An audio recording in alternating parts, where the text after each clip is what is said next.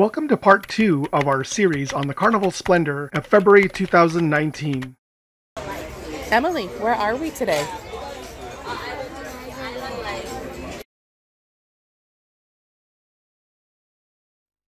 Mazatlan was really weird because as soon as you pull into the port, it's really industrial with a bunch of containers everywhere. So that's not exactly what I expected, but you know, we rolled with it. You got onto a tram, which then brought you to the terminal, and then you could take taxis or walk into the town from there. You'd follow this blue line, and that was kind of the tourist line. So we walked around, explored the city square for a little bit, went and found a bakery and got some treats. And I have to say that the center of Mazatlan was really, really pretty. Some beautiful architecture and really bright, vibrant colors.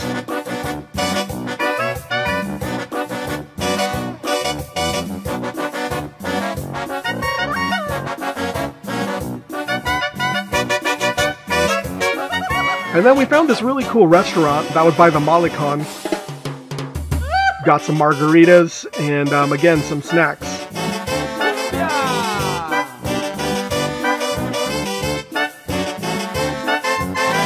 By this time, Courtney and I had had enough walking, so we decided to take a little, tricycle taxi thing back to the cruise terminal.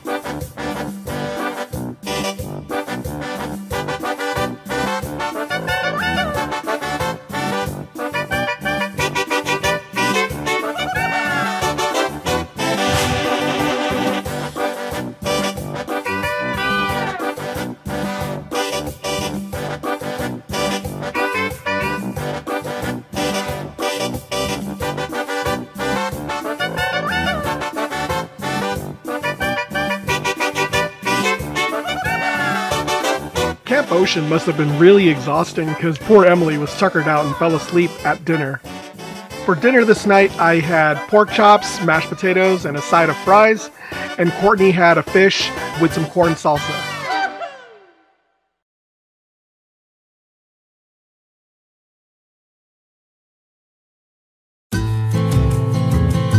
So Puerto Vallarta was the one time we actually did an excursion on this cruise. The excursion was to spend half a day at an all-inclusive resort, the Hyatt Ziva of Puerto Vallarta. We completely fell in love with this property, so much so that Courtney and I vowed to someday come back. Because of the way that it's situated, there's cliffs on each side and then mountains behind. The beach is essentially a private beach.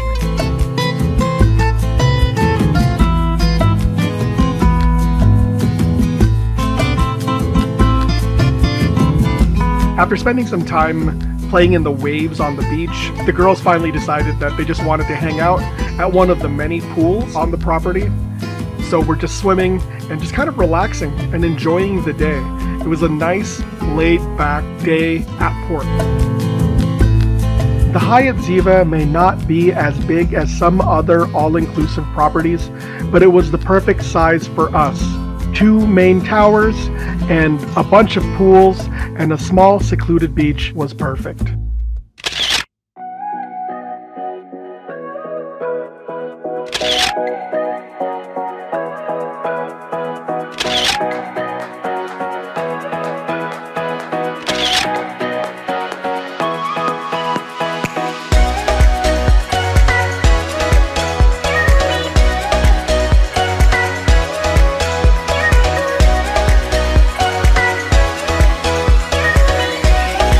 This day also happened to be my mom's birthday. We all gathered around in an empty corner of the Lido buffet and celebrated my mom's birthday with a nice cake that we got through the ship. It was really nice to see my mom so happy and surrounded with family.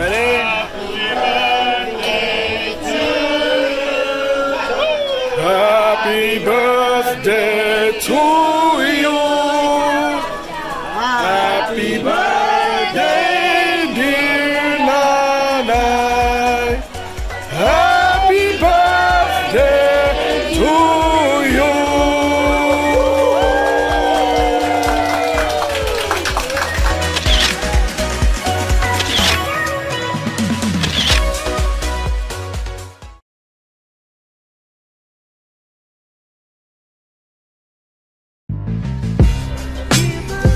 Our second sea day started with sea day brunch over in the Gold Pearl restaurant, followed by a full morning of Dr. Seuss activities.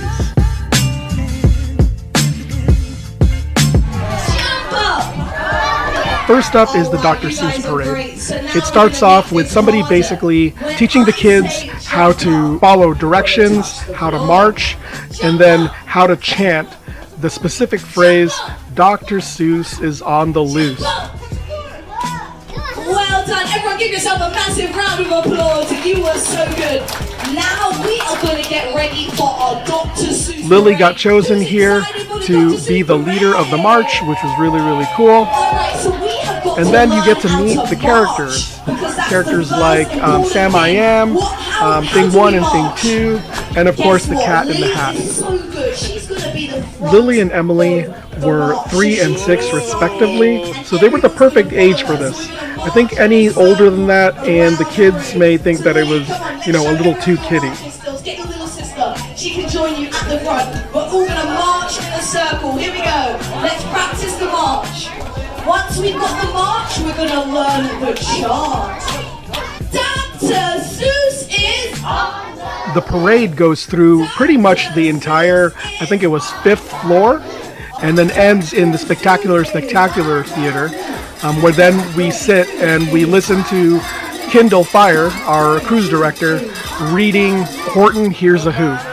Small. Dinner was at the main dining room again. It was our second elegant night. The thing we love most about scheduled dining, as opposed to anytime or your time dining, is that you get to really know your wait staff. That was our waiter, Marion, who was incredible.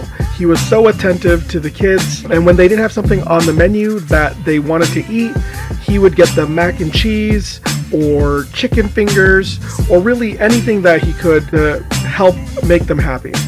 It was just a truly, truly great experience.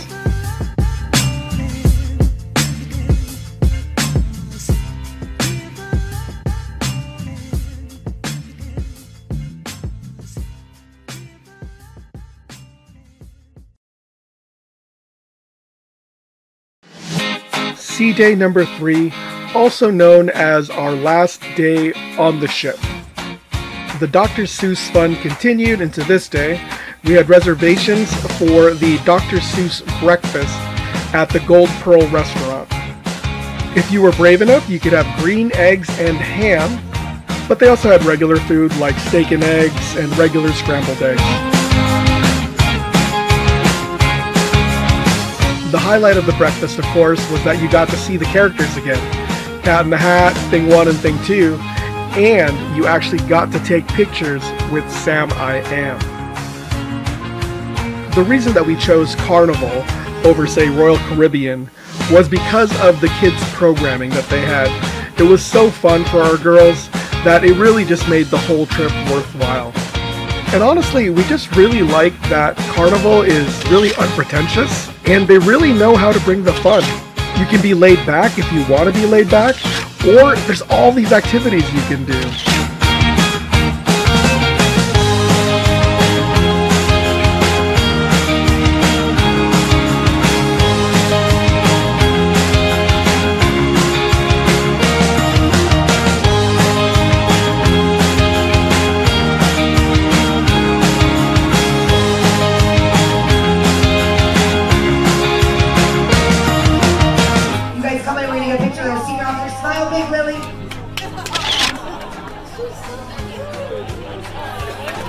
Very nice, Miss Lily. Thank you very much, darling.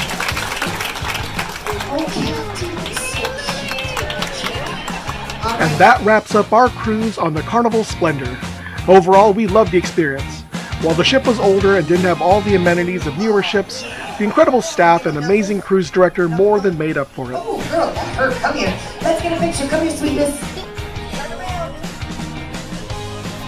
If you like this video, please consider hitting that thumbs up icon, clicking subscribe, and smashing that notification bell. And as always, no matter where you might find yourself on your journey, please take a moment out of your day to take a closer look at life.